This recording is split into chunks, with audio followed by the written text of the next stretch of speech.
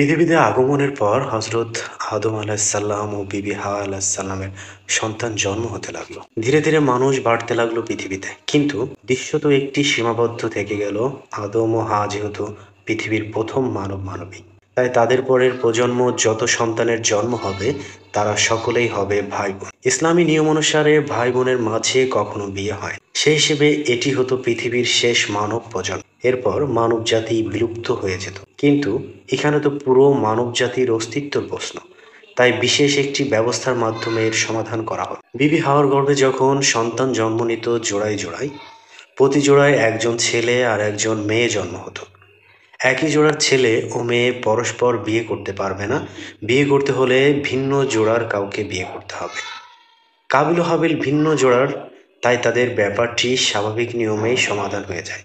একজন আরেকজনের জোড়ার মেয়েকে বিয়ে করবে, কিন্তু এখানে একটি সমস্যা দেখা দেয়। হাবিলের জোড়ার মেয়েটি তেমন সুন্দরী ছিল না, সেই তুলনায় কাবিলের জোড়ার মেয়েটি ছিল অনেক বেশি সুন্দরী।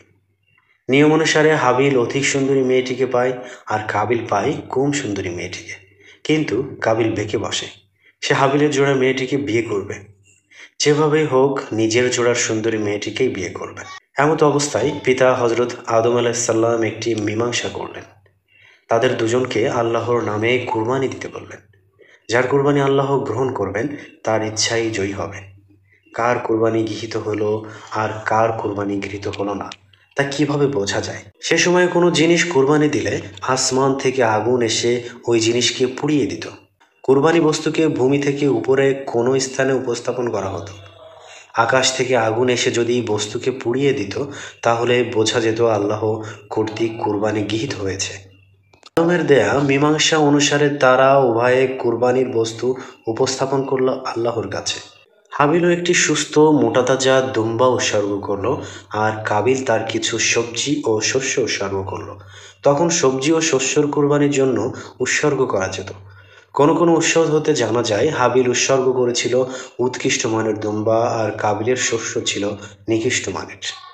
আল্লাহ হাবিলের কুরবানি কবুল করলেন, উপর থেকে আগুন দিয়ে দুম্বাটিকে পুড়িয়ে দিলেন, কিন্তু কাবিলের শস্য কিছুই করলেন না।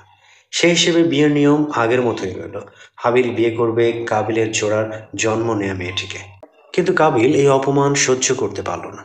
সে ভাবল হাবিলের জন্য তার কুরবানি আল্লাহ গ্রহণ করেননি। স্ত্রী হিসেবে কাঙ্ক্ষিত মেয়েকে না পাওয়াতে সে অত্যন্ত ক্রোধান্বিত হয়ে গেল।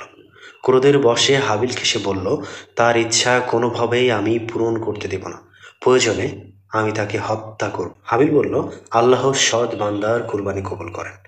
এখন তুমি যদি আমার সঙ্গে লড়াই করো তবে আমি তোমার গায়ে হাত তুলব না। অবশেষে এর জেরে একদিন বড় ভাই কাবিল ছোট ভাই হাবিলকে হত্যা করল। এটা ছিল পৃথিবীর প্রথম মানুষ হত্যা। হাবিলকে হত্যার পরেই কাবিল চিন্তায় পড়ে গেল যে তার লাশ এখন কি করবে, কিভাবে তা লুকিয়ে রাখবে। তখন কাবিল দেখতে পেল একটি কাক ঠোঁট দিয়ে মাটি খুঁড়ে অন্য একটি কাককে দাফন করছে। এটা দেখে কাবিল ও তার ভাই হাবিলের লাশ মাটির নিচে দাফন করল। এই ঘটনা জানতে পেরে হজরত আদম আলাহিসাল্লাম ও হাওয়া আলাহিসাল্লাম খুবই কষ্ট পেলেন। কোরআনের সূরা মায়েদার 27 থেকে 31 নম্বর আয়াতে হজরত আদম আলাহিসাল্লামের দুই ছেলে হাবিল ও কাবিলের গল্প আছে। ভিডিওটি যদি আপনাদের ভালো লেগে থাকে তাহলে লাইক কমেন্ট শেয়ার করবেন। সবাইকে আসসালামু আলাইকুম।